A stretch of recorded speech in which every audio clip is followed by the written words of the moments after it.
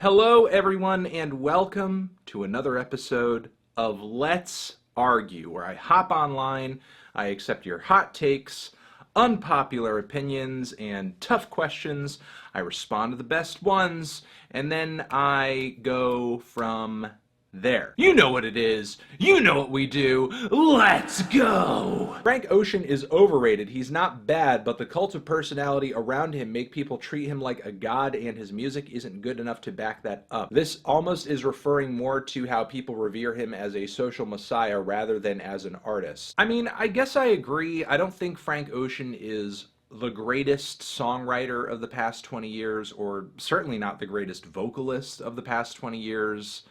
Certainly not the greatest lyricist of the past 20 years, though I do think he has come up with a very interesting style and aesthetic within the realm of alternative pop, alternative R&B that a lot of people are taking to, and I like it. I think it's really good. But essentially what you're talking about here is that the cult of personality around Frank Ocean is causing people to maybe see him as being greater at all of these things than he actually is. However, Frank is not really unique in this. I mean, look at almost any rock star from the past 40 years. Look at most rappers from the past 30 years. You know, look at Biggie, look at XXXTentacion, look at frickin' Kurt Cobain. All of these artists have and have had fans that just look at them as being godlike. And I don't think that's ever something that's gonna stop in modern popular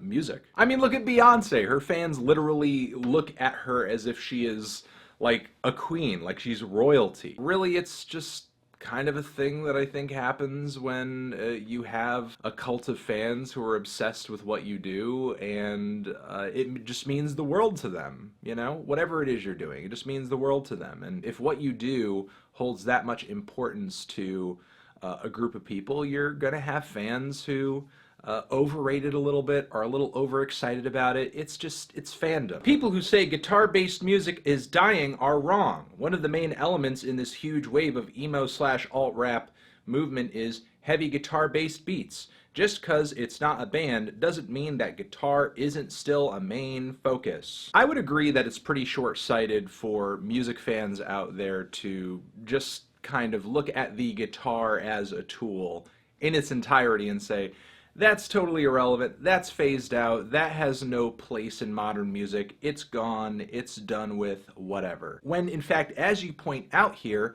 things have come full circle a little bit, as you do hear a lot of new hip-hop songs, hip-hop, the zeitgeist at the moment. You do hear a lot of new hip-hop songs that have some pretty bold incorporations of guitar in their instrumentals.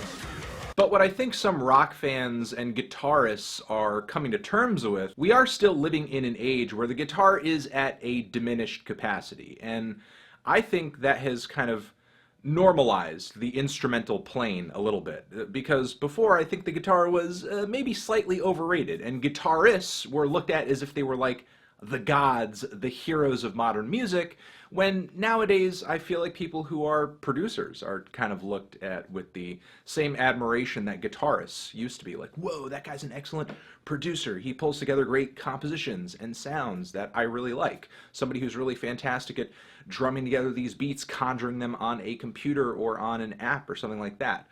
Meanwhile, guitarists, not quite as revered as they used to be. The guitar, not quite as revered as it used to be. But still, that doesn't mean that it doesn't have a place. It doesn't have a function. It's just not as overrated as it used to be. Do you think the Beatles lost generations of fans by not having their music available for streaming on internet platforms until very recently? I see a lot of Beatles are overrated takes by people my age. I reckon the same is going to hurt Tool, who's nowhere near as famous. I do think not having your music on a music streaming platform, no matter how big you are in 2018, is a really dumb, stupid, and an ignorant idea, and the only way that an artist could even possibly fathom doing it is if they have already made so much money up until this point where, what's another couple of million that they could possibly make off of Spotify or Apple Music every year?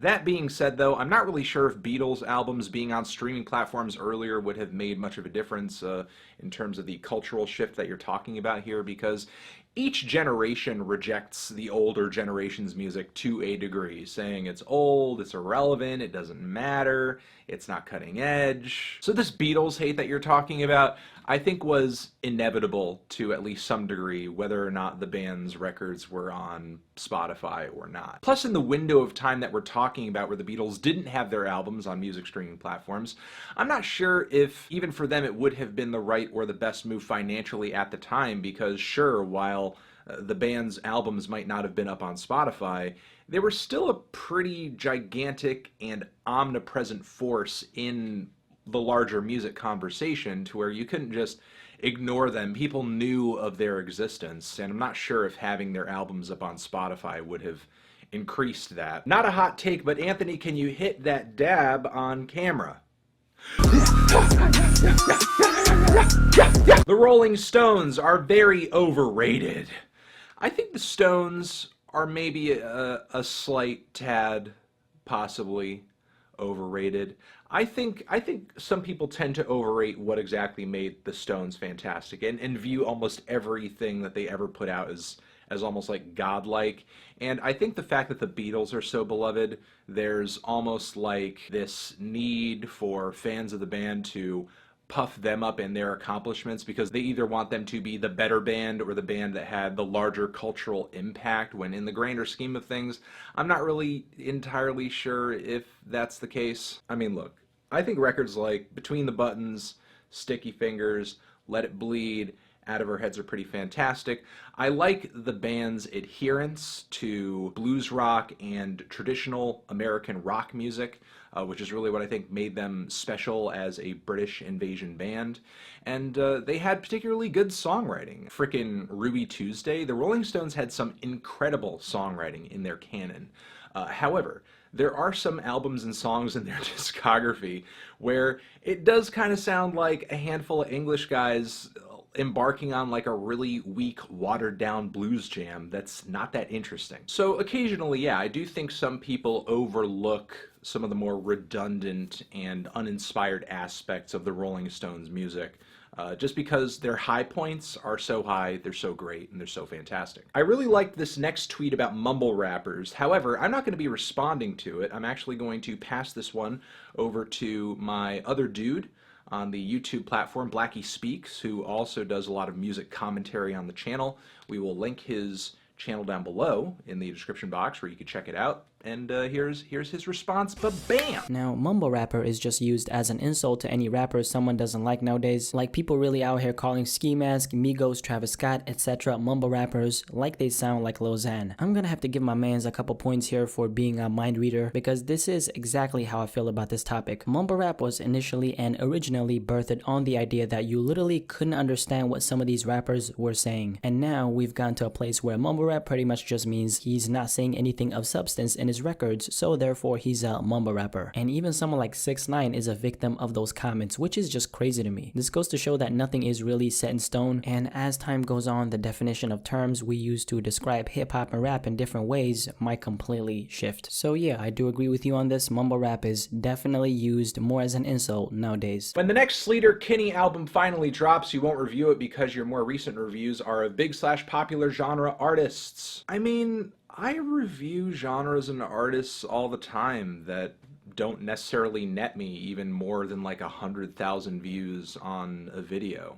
It just kind of is what it is. However, I will admit that week to week, I do have to make those decisions where I'm not necessarily reviewing every obscure underground release that might kind of just titillate me on a, ooh, this is more obscure type of level, but it's not like I'm able to get to every single popular viral mainstream album every week either. I personally try to find a balance in what I review, a mix of, what's popular, what's being demanded of me, what I'm personally interested in, what I love, what I think is fantastic, and you gotta cut somewhere because there are only so many days in a week, only so many hours in a day, only so many albums I can listen to. I mean, if I really wanted to, I could really just chain myself to the floor in my office and probably pump out like 2 to 3 reviews a day. However, the quality of the reviews would go in the toilet, I'd be miserable,